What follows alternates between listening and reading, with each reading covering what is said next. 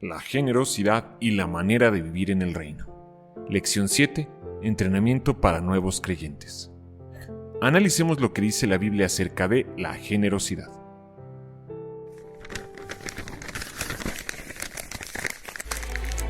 Los cielos proclaman la gloria de Dios, y el firmamento despliega la destreza de sus manos. Día tras día no cesan de hablar, noche tras noche lo dan a conocer. Hablan sin sonidos ni palabras, su voz jamás se oye. Sin embargo, su mensaje se ha difundido por toda la tierra y sus palabras por todo el mundo.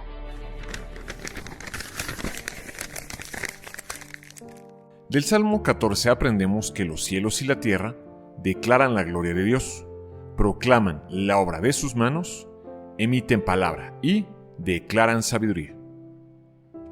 Podemos aprender de la creación de Dios si examinamos las cosas detenidamente. Así como hay leyes físicas que producen el orden fuera del caos en el universo, Dios también ha puesto en movimiento las leyes espirituales que gobiernan la vida. Una de esas es la ley de la generosidad.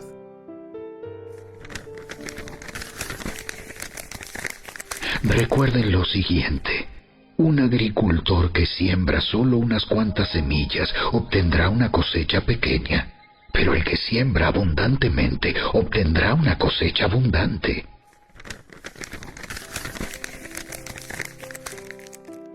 Lo primero que tenemos que entender es que somos colaboradores de Dios. Como colaboradores de Dios, tal y como lo asegura el Espíritu Santo en 1 Corintios 3:9, 2 Corintios 5:20 y 6:10. Es importante entender dónde yacen las responsabilidades. Primero que nada, la Biblia enseña que Dios es dueño de todas las cosas.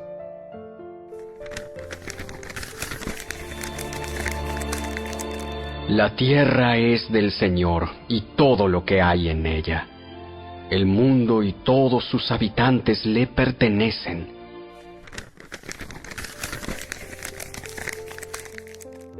Podemos corroborar que Dios es dueño de todo en el Salmo 89:11, Job 41:11, Primera de Crónicas 29:10, 14 y muchas escrituras más. Nosotros no somos dueños, sino administradores. Dios es el dueño de todo el universo.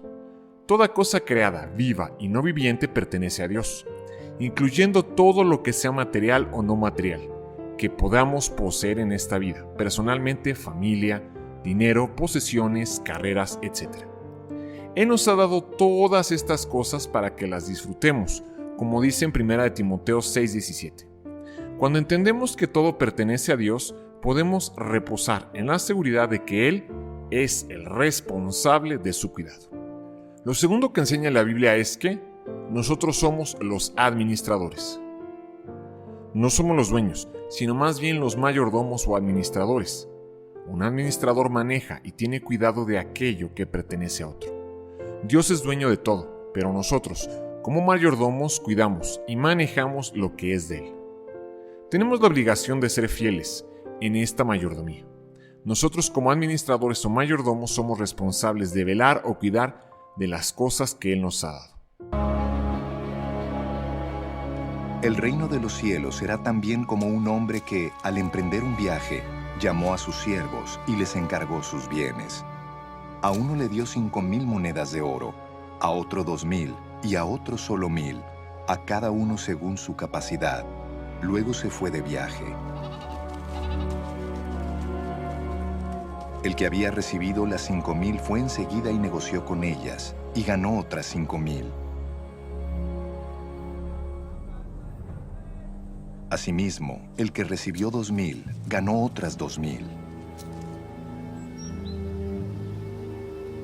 Pero el que había recibido 1,000 fue, cavó un hoyo en la tierra y escondió el dinero de su señor. Después de mucho tiempo volvió el señor de aquellos siervos y arregló cuentas con ellos. El que había recibido las 5,000 monedas llegó con las otras 5,000. Señor, dijo, usted me encargó 5,000 monedas. Mire, he ganado otras 5,000. Su señor le respondió, Hiciste bien, siervo bueno y fiel. En lo poco has sido fiel. Te pondré a cargo de mucho más. Ven a compartir la felicidad de tu señor. Llegó también el que recibió 2,000 monedas. Señor, informó, usted me encargó 2,000 monedas. Mire, he ganado otras 2,000. Su señor le respondió, hiciste bien, siervo bueno y fiel. Has sido fiel en lo poco. Te pondré a cargo de mucho más. Ven a compartir la felicidad de tu señor. Después llegó el que había recibido solo 1,000 monedas. Señor, explicó, yo sabía que usted es un hombre duro, que cosecha donde no ha sembrado y recoge donde no ha esparcido. Así que tuve miedo y fui y escondí su dinero en la tierra. Mire, aquí tiene lo que es suyo. Pero su señor le contestó, siervo malo y perezoso. Así que sabías que cosecho donde no he sembrado y recojo donde no he esparcido. Pues debías haber depositado mi dinero en el banco, para que a mi regreso lo hubiera recibido con intereses. Quítenle las 1,000 monedas y dénselas al que tiene las 10,000. Porque a todo el que tiene se le dará más y tendrá en abundancia. Al que no tiene, se le quitará hasta lo que tiene. Y a ese siervo inútil, échenlo afuera, a la oscuridad, donde habrá llanto y rechinar de dientes. ¿Cuál es la prueba definitiva e irrefutable de que Dios es dueño de todo y nosotros no somos dueños de nada? Pues bueno, la prueba definitiva e irrefutable de que Dios es dueño de todo y nosotros no somos dueños de nada es la irremediable, inevitable y 100% científicamente demostrable del hecho de que vamos a morir todos sin excepción. Vivimos en un tiempo de la historia en donde hay registro de 100, 200, 300, 500, 2000, 3000, 5000 años hacia atrás. Y hay personajes en la historia que vivieron en este planeta y que hay documentación y hay pruebas y sabemos que existió Benito Juárez, que existió Abraham Lincoln, que existió Napoleón Bonaparte, que existió Jesús siguiendo las mismas reglas, ¿verdad? Aplicando los mismos filtros y los mismos métodos y la misma ciencia. Podemos descubrir y corroborar si alguien existió realmente o no existió. Se sabe que Zeus no existió, ni todos esos dioses mitológicos griegos no han existido, son imaginación humana. Sabemos que el jinete sin cabeza no existió. Pues sabemos que muchos personajes de fantasía no existieron porque no hay evidencia, son simplemente leyendas urbanas, ¿no? Pero sí hay una forma de saber, y todos esos que han existido, pues han muerto. Y usted que está viendo esto, en 100 años va a estar muerto. Si Jesús no viene antes de 100 años, el mundo va a seguir. Jesús puede venir ahorita mismo mientras hablo, o Jesús puede tardarse 1000 años más, si Él quiere. Tenemos que estar listos para la segunda venida de Cristo, porque irremediable e inevitablemente vamos a morir, tarde o temprano, todos, sin excepción. Y esa es la prueba definitiva e irrefutable de que Dios es dueño de todo y nosotros no somos dueños de nada. Hay quien dice, no, pero es que este es mi terreno, yo lo compré, tengo las escrituras a mi nombre. Sí, pero ese terreno, ¿de quién era antes? ¿De quién era hace 100 años? Posiblemente hace 100 años era de algún latifundista, y hace 200 años posiblemente era de algún español, y hace 300 años pues era de algún virrey, y hace 400 años, pues 400, 500 años, pues ese terreno era de los aztecas o de los toltecas o de los mayas o de algún aborigen. Y el terreno ha estado ahí siempre. Y no importa cuánto nos apropiemos de las cosas hoy, el día que nos muramos vamos a perder total autoridad sobre las cosas, porque el dueño de todas las cosas es Dios. Desnudos vinimos a esta tierra y desnudos nos iremos. Nada trajimos, nada nos podremos llevar, y esa es la prueba definitiva e irrefutable de que Dios es dueño de todo y nosotros no somos dueños de nada. Cuando comprendemos las relaciones entre el dueño y la mayordomía y que podemos disfrutar de las propiedades de Dios, entonces es más fácil dar. Ante Dios, la mayordomía abarca cada cosa simple que nos pertenezca a nosotros. En primer lugar, nuestra vida le pertenece a Dios, tal y como lo revela el Espíritu Santo en Hechos 17:25, 1 Corintios 6:19, Gálatas 2:20, Job 33:4. Y por eso debemos vivirla para Dios. En segundo lugar, nuestro tiempo también le pertenece a Dios, como está escrito en Salmos 90:12, Efesios 5 del 15 al 16, Colosenses 4:5. Por eso debemos dedicar nuestro tiempo a Dios. En tercer lugar, también pertenecen a Dios nuestros talentos y habilidades, tal y como lo revela la Biblia en 1 de Pedro 4:10, 1 de Corintios 12 del 4 al 11, y por eso debemos ponerlas al servicio de Dios. En cuarto lugar, nuestras posesiones.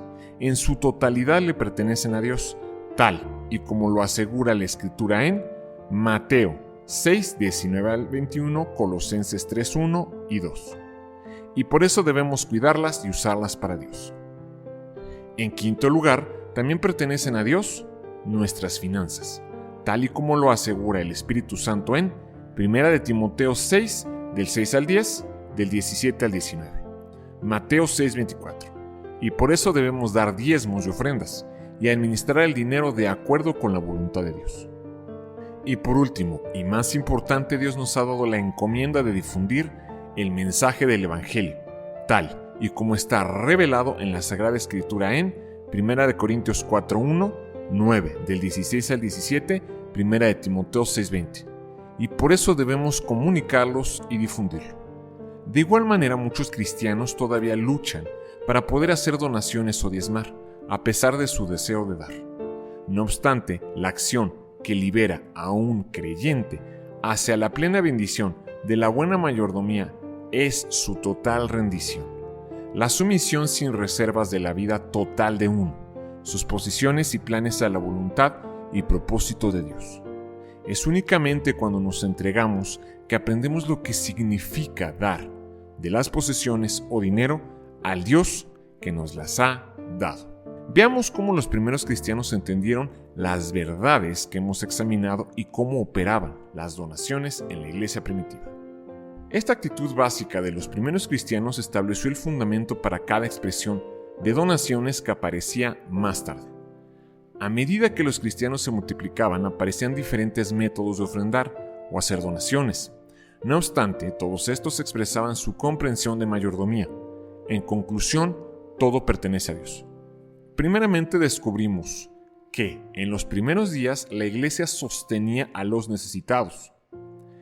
En la iglesia primitiva se escogieron hombres especiales para que sirvieran como diáconos, ayudantes en la distribución de las ofrendas y donaciones entre las viudas y necesitados, como lo podemos corroborar en Hechos 6 del 1 al 3. El ministerio de estos hombres era canalizar o distribuir las donaciones donde hubiera necesidades prácticas. Lo segundo que descubrimos es que las iglesias daban sacrificialmente entre unas y otras. Cuando los cristianos judíos de Jerusalén estaban pasando por una crisis de hambre, la iglesia gentil, pobre y carente, fue quien ayudó a los cristianos en necesidad en Jerusalén. Lo tercero que descubrimos es que la iglesia sostenía a los misioneros. El apóstol Pablo viajaba de un lugar a otro, estableciendo nuevas iglesias. A veces trabajaba con sus propias manos para suplir sus propias necesidades, como lo dice la Biblia en Hechos 18:3 y 2 de Tesalonicenses 3, del 7 al 9. En otras ocasiones, la iglesia de los filipenses mostró el verdadero espíritu de amor que Dios elogia, al sostener los gastos de ministros que viajan, tales como los de Pablo.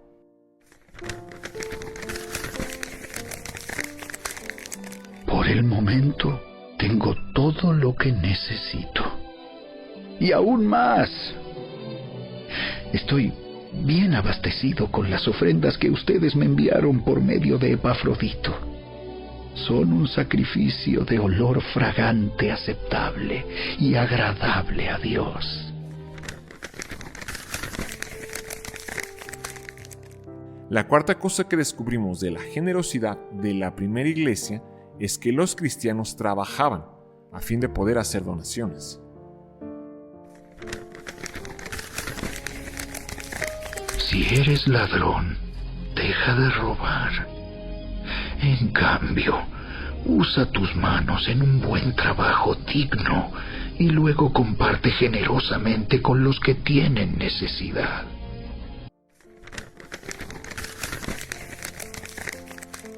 Por todas las acciones que descubrimos, podemos concluir que el dar era la prueba de su amor, tal como el Espíritu Santo lo demuestra en 2 Corintios 8:14 y 24, 2 Corintios 8, del 7 al 15, 1 Corintios 16, 1 y 2, y 1 Juan 3, del 17 al 18.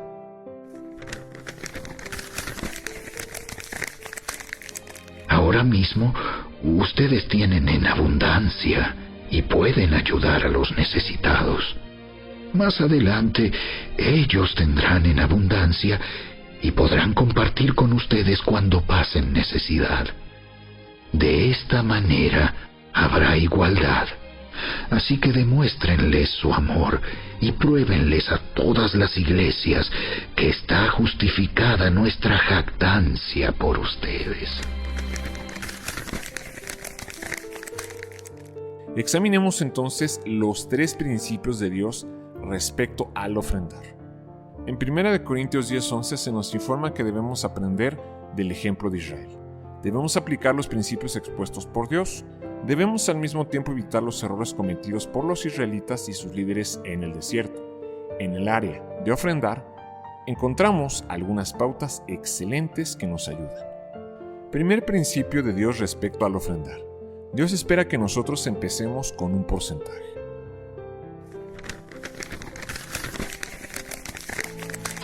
Traigan todos los diezmos al depósito del templo para que haya suficiente comida en mi casa. Si lo hacen, dice el Señor de los ejércitos celestiales, les abriré las ventanas de los cielos. Derramaré una bendición tan grande que no tendrán suficiente espacio para guardarla. Inténtenlo. Pónganme a prueba. Segundo principio de Dios respecto al ofrendar. Es nuestro deber ofrendar y diezmar sistemática y regularmente.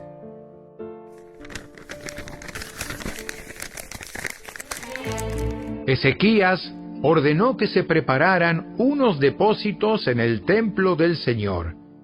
Cuando estuvieron listos, la gente fielmente llevó todas las ofrendas, los diezmos y otros artículos consagrados para uso en el templo. Conanías, el levita, quedó encargado y su hermano Simei lo ayudaba. Tercer principio de Dios respecto al ofrendar. Es nuestro deber dar lo primero y mejor para Dios.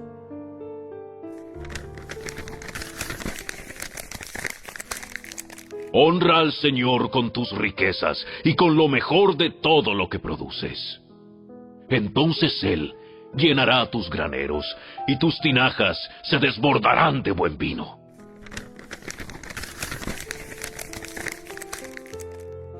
¿Por qué nos conviene dar y crecer en la generosidad? Cuando no entendemos acerca del dar en la palabra de Dios, nos causa molestia cuando alguien enseña acerca de los diezmos, de las ofrendas. Ya va a hablar de dinero otra vez.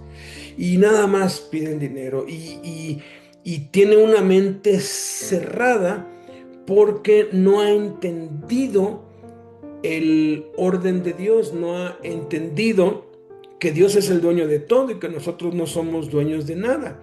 Y que Dios nos manda que demos y que crezcamos en generosidad, y nos manda que empecemos a dar el 10% y luego vayamos creciendo, porque nos quiere bendecir, porque los bendecidos somos nosotros, porque Jesús dijo que es más bienaventurado dar que recibir.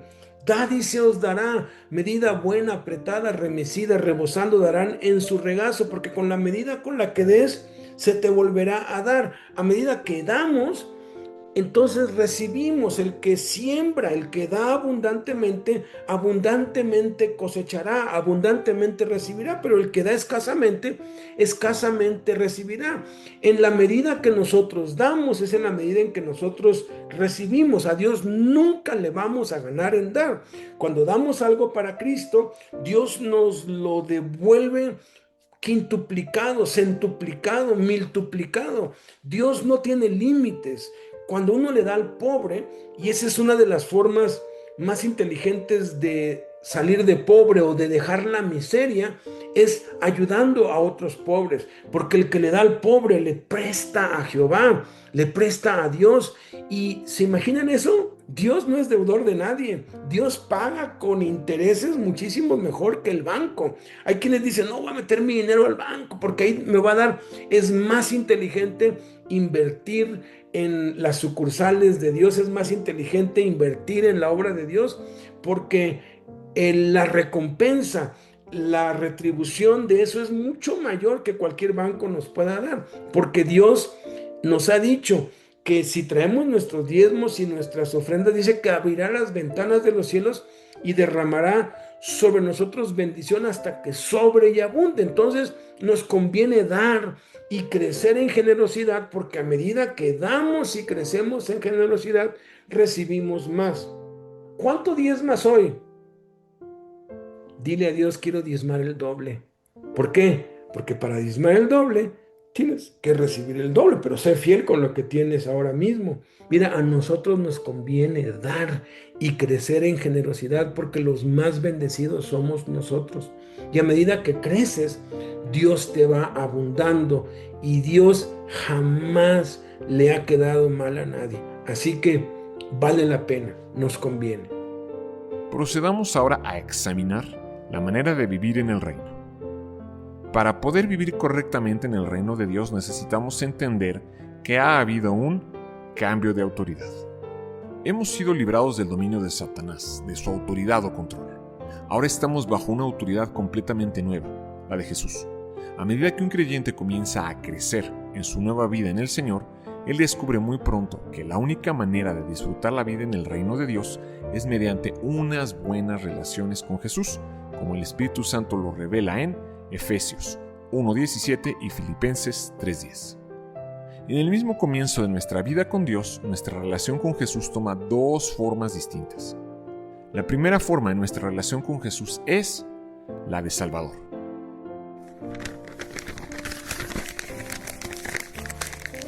Aunque era hijo de Dios, Jesús aprendió obediencia por las cosas que sufrió.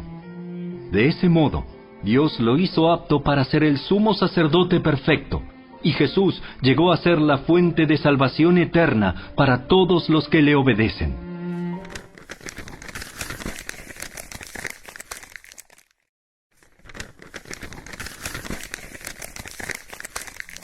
Dios, para quien y por medio de quien todo fue hecho, eligió llevar a muchos hijos a la gloria. Convenía a Dios que, mediante el sufrimiento, hiciera a Jesús un líder perfecto, apto para llevarlos a la salvación.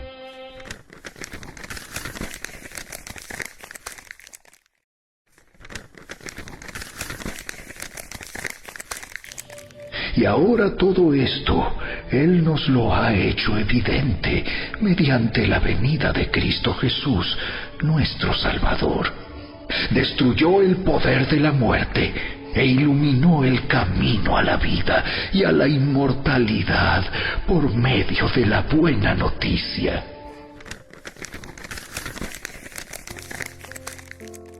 Esta es la primera relación que comenzamos a tener con Jesús. No podemos conocer a Dios como Padre y amigo hasta que hayamos tenido una revelación de Jesús como Salvador, aquel que murió por nosotros y nos rescató del reino de Satanás.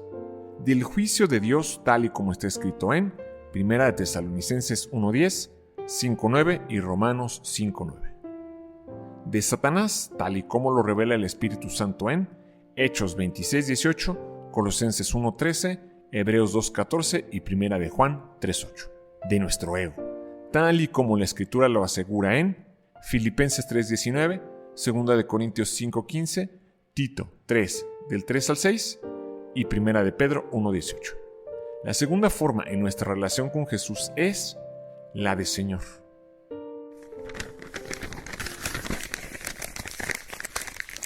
Por lo tanto, quiero que sepan que nadie que habla por el Espíritu de Dios maldice a Jesús. Y nadie puede decir que Jesús es el Señor, excepto por el Espíritu Santo.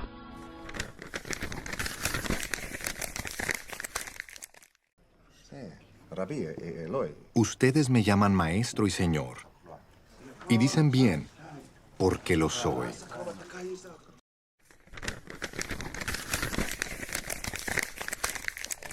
Y quedó demostrado que era el Hijo de Dios cuando fue resucitado de los muertos mediante el poder del Espíritu Santo.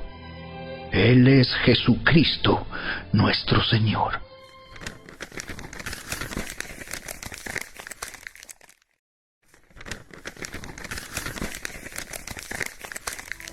Pero para nosotros hay un Dios, el Padre, por quien todas las cosas fueron creadas y para quien vivimos. Y hay un Señor, Jesucristo, por medio de quien todas las cosas fueron creadas y por medio de quien vivimos. Cuando conocemos a Jesús como Salvador, entramos al reino de Dios, pero ahí no es donde nuestras relaciones con Él terminan. Una vez dentro de su reino, esas relaciones comienzan a tomar cambios dramáticos. Ahora le conocemos no solo como Salvador, mas también como Señor, nuestro Señor. Él es Rey en su reino, como dice la Biblia en Colosenses 2:6. Cuando entramos al reino de Dios podemos disfrutar de las cosas para las cuales fuimos creados, para unas relaciones amorosas y recíprocas con el Señor. Debido a eso, cuando Jesús vino a ser Señor de nuestras vidas, descubrimos que su control en nuestras vidas nos saca del caos del pecado y nos lleva al plano del orden y la paz divina.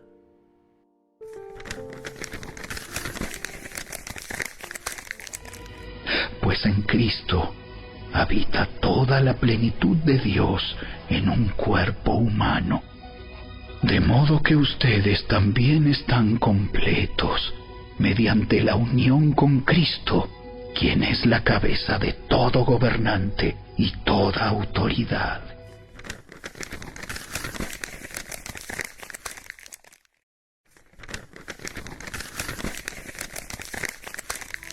Pero para nosotros hay un Dios, el Padre, por quien todas las cosas fueron creadas y para quien vivimos. Y hay un Señor, Jesucristo, por medio de quien todas las cosas fueron creadas y por medio de quien vivimos.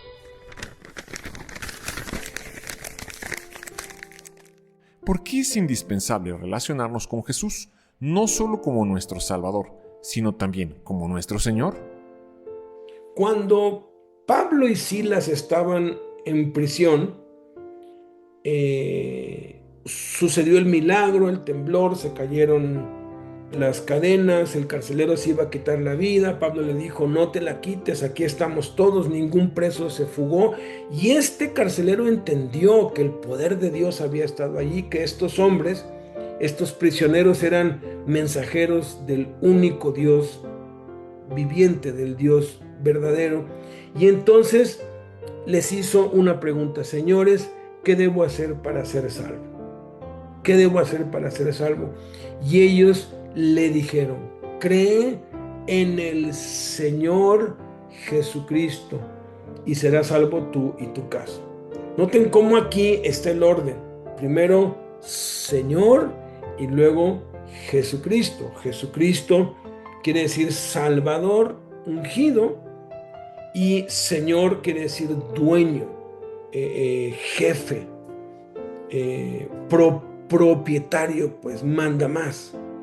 Entonces, la mayoría, desafortunadamente, por un evangelio diluido que se nos ha predicado,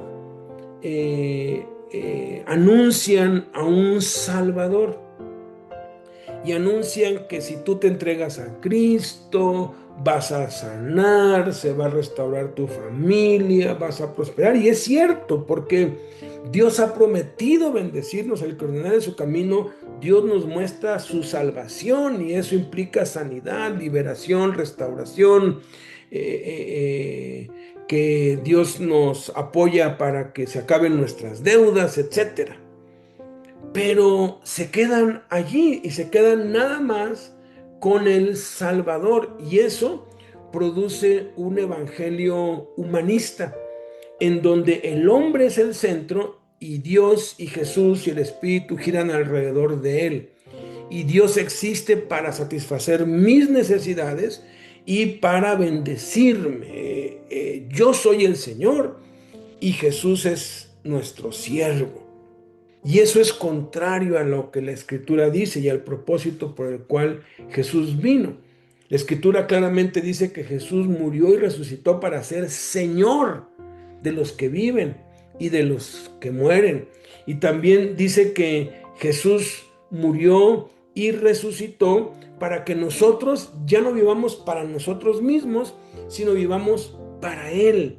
Entonces, cuando nada más nos relacionamos con Jesús como Salvador, eso no funciona. Tarde o temprano nos damos cuenta que no es el camino, que no es lo que está diseñado para nosotros, y vivimos vidas frustradas, fracasadas, miserables, como los del Apocalipsis, que les reprende mucho a los cristianos de esas iglesias que estaban ciegos, sordos, que eran tibios. ¿Por qué? Porque tenían a Jesús como Salvador, pero no como Señor, no como amo, no como dueño.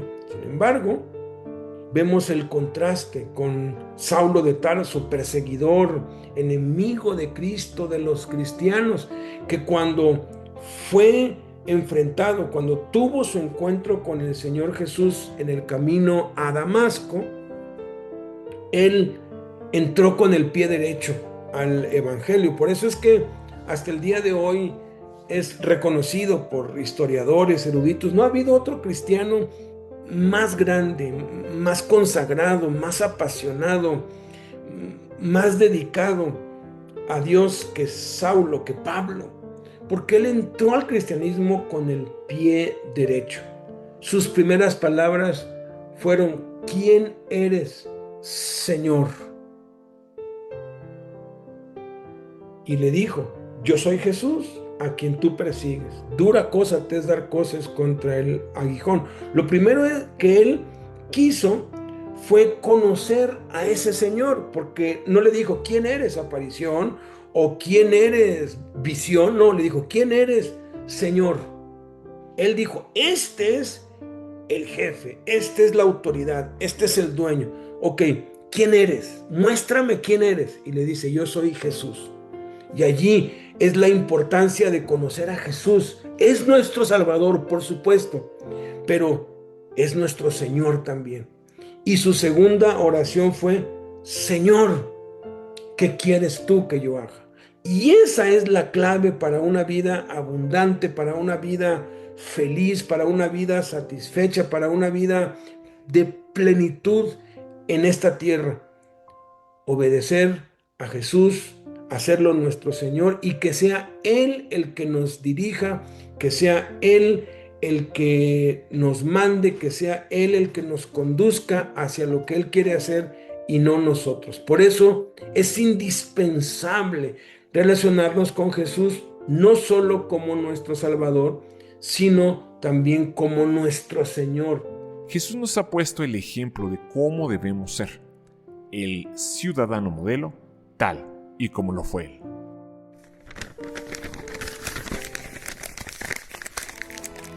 tengan la misma actitud que tuvo Cristo Jesús.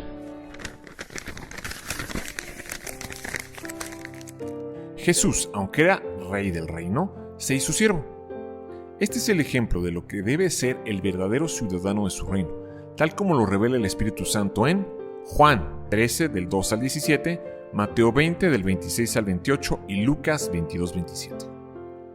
Por eso es que nosotros debemos vivir en el reino de Dios como vasallos, súbditos del rey. Como miembros del reino de Cristo, entramos en unas relaciones con el equivalente a los maestros y siervos, como dice Mateo 6:24. Jesús vino a cumplir la voluntad de su Padre como se revela en Hebreos 10, 5 al 9. En su vida, día por día, Él exhibió cuál es el estilo de vida del reino, el vivir para agradar a Dios, según Efesios 5, 8 al 10. Es vital que tengamos ese mismo corazón de sirviente que Él tuvo. A muchos cristianos no les agrada el concepto de ser siervos, porque al parecer les hace inferiores a los demás. No obstante, en la Biblia encontramos 4 paradojas interesantes respecto a la manera de vivir en el reino. ¿Qué es una paradoja? ¿Y por qué la Biblia está llena de ellas? Una paradoja es, en esencia, una idea que parece contradecirse a sí misma o parece contradecir al sentido común, pero que, tras un análisis más profundo, revela una verdad compleja o inesperada. No es un error lógico como aparenta, sino una verdad que estira nuestra comprensión para abarcar 2 realidades que parecen excluyentes. En términos lógicos, una paradoja ocurre cuando partimos de premisas que parecen verdaderas y llegamos a una conclusión que parece falsa o lógicamente inaceptable. Sin embargo, en la Biblia se usa mucho para señalar verdades profundas que no pueden explicarse de forma lineal. Jesús utilizó las paradojas no como un error de lógica, sino como un método de enseñanza para sacudir la mentalidad de su época y la de todas las generaciones venideras hasta el día de hoy. Sus enseñanzas paradójicas presentan una lógica invertida que sigue desafiando hasta el día de hoy las estructuras de poder, religión y egoísmo humanos. Jesús utilizó 17 paradojas. La primera está en Mateo 20:16, en donde dice que los primeros serán los últimos y los últimos serán los primeros. Parece una contradicción que el que llega al último va a ser primero y el que llega primero va a ser último, pero esa es una verdad profunda. La segunda está en Mateo 23:11. El que sea mayor entre ustedes será su siervo, que para ser grande hay que ser pequeño, que para ser el mayor hay que ser el sirviente. La tercera está en Lucas 14:11, porque cualquiera que se enaltece será humillado, y el que se humilla será enaltecido, 2 polos opuestos. La cuarta está en Mateo 18:4, así que cualquiera que se humille como este niño, ese es el mayor en el reino de los cielos. Nos está diciendo que el mayor en el reino de Dios es aquel que se humilla como un niño. Parece una contradicción. También en Marcos 10:45 dice, porque el Hijo del Hombre no vino para ser servido, sino para servir y para dar su vida en rescate por muchos. El Rey servido, adorado por millones y millones de ángeles, el Rey, el creador de todo, no vino para ser servido, sino para servir. Esta es otra en Mateo 16:25, muy interesante, que dice que el que quiere salvar su vida la perderá, pero el que pierda su vida por causa de él la hallará.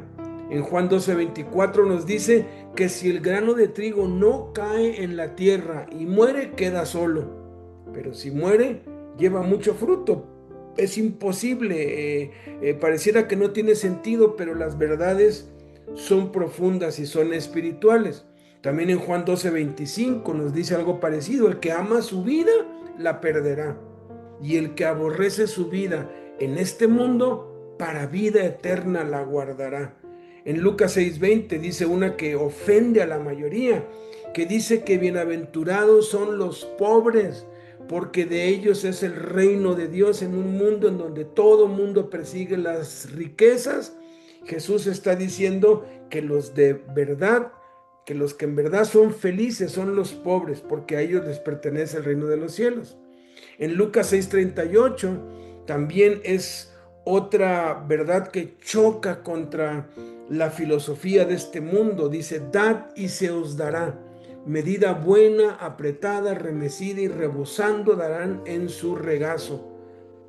Para recibir hay que dar. En Mateo 19:24 Jesús dijo que es más fácil pasar un camello por el ojo de una aguja que entrar un rico en el reino de Dios. En Marcos 12:43 dijo que la viuda pobre que echó 2 moneditas en el arca, echó más que todos los que habían echado en el arca, que habían echado monedas de oro y de plata. La que menos echó a los ojos de Dios fue la que más echó. Esa es una paradoja. En Mateo 5:44 viene una de las más controversiales, y a partir de aquí vienen paradojas que han sacudido al mundo y que hasta el día de hoy al mundo le cuesta creer, aceptar. Los gobiernos no reciben y por eso el mundo está hecho un caos. Mateo 5:44: amen a sus enemigos, bendigan a los que los maldicen, hagan bien a los que los aborrecen. En Mateo 5:39 está otra de las famosas que hasta se burlan, hasta rechazan esto con enojo, porque no entienden la profundidad, no entienden lo espiritual, no entienden el reino de Dios. Dice Jesús: no resistan al que es malo, a cualquiera que te hiere en la mejilla derecha, vuélvele también la otra. En Mateo 11:29 y 30 hay otra que también es una paradoja. Dice: lleven mi yugo sobre ustedes y hallarán descanso para sus almas, porque mi yugo es fácil y ligera mi carga. Por definición, un yugo es pesado y un yugo implica trabajo, pero ¿cómo con el trabajo vamos a hallar descanso? Cada una de estas paradojas de Jesús y de la Biblia son tema para enseñanzas, para libros incluso.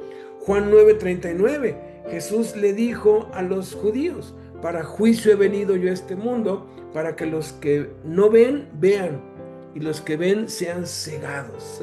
O sea que los que ven están ciegos y los ciegos son los que ven. Esa es una paradoja.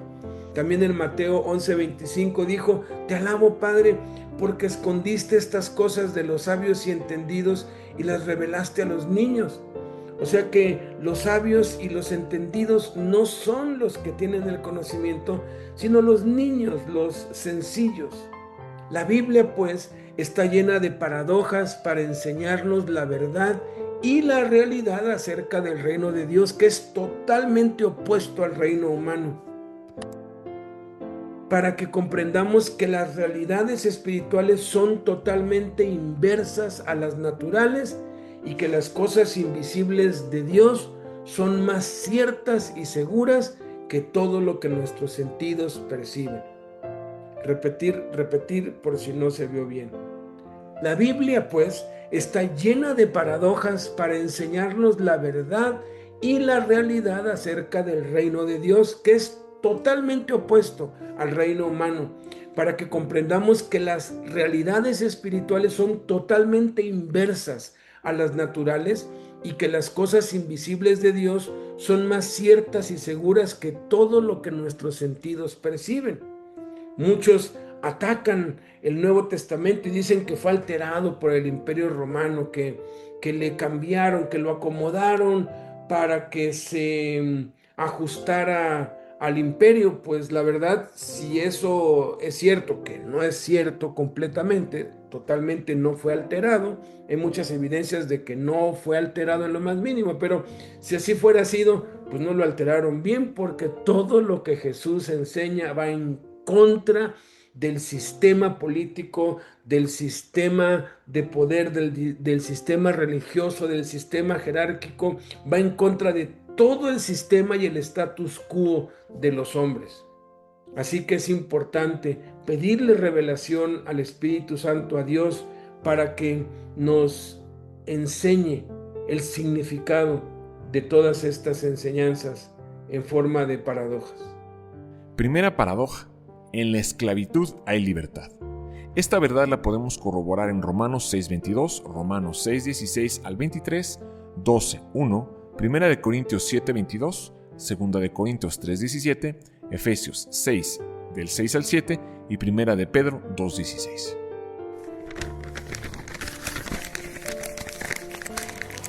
Pero ahora quedaron libres del poder del pecado y se han hecho esclavos de Dios. Ahora hacen las cosas que llevan a la santidad y que dan como resultado la vida eterna.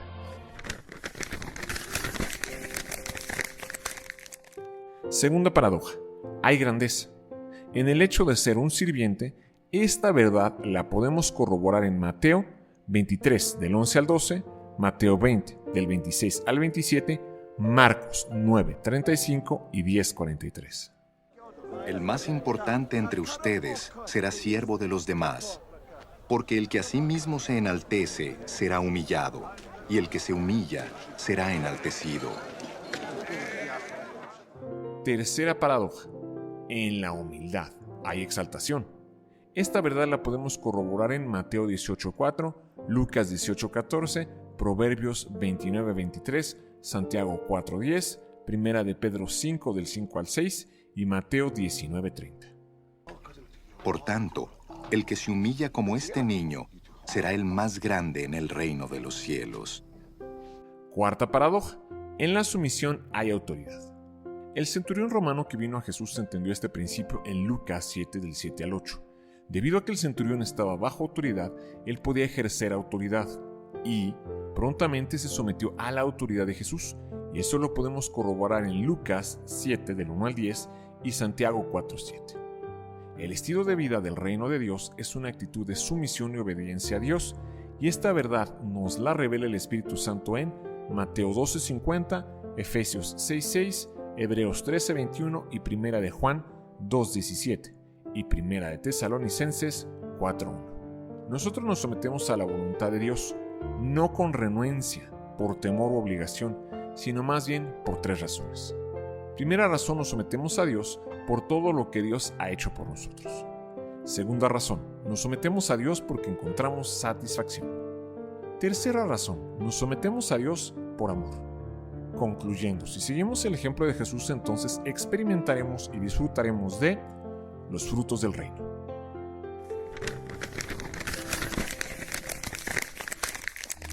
Y saben que tratamos a cada uno como un padre trata a sus propios hijos. Les rogamos, los alentamos y les insistimos que lleven una vida que Dios considere digna, pues Él los llamó para que tengan parte en su reino y gloria.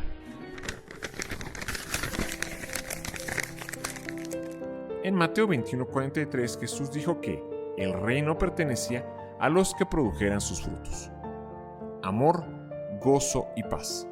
Gálatas 5:22 al 23. Bondad y verdad.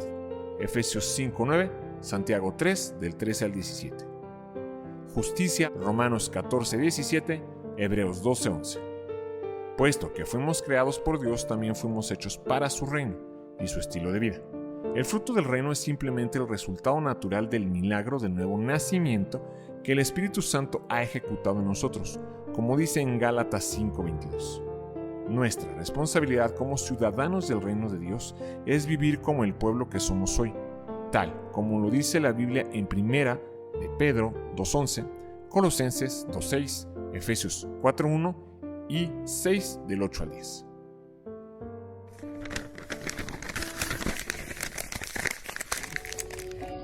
Entonces, la forma en que vivan siempre honrará y agradará al Señor, y sus vidas producirán toda clase de buenos frutos. Mientras tanto, irán creciendo a medida que aprendan a conocer a Dios más y más.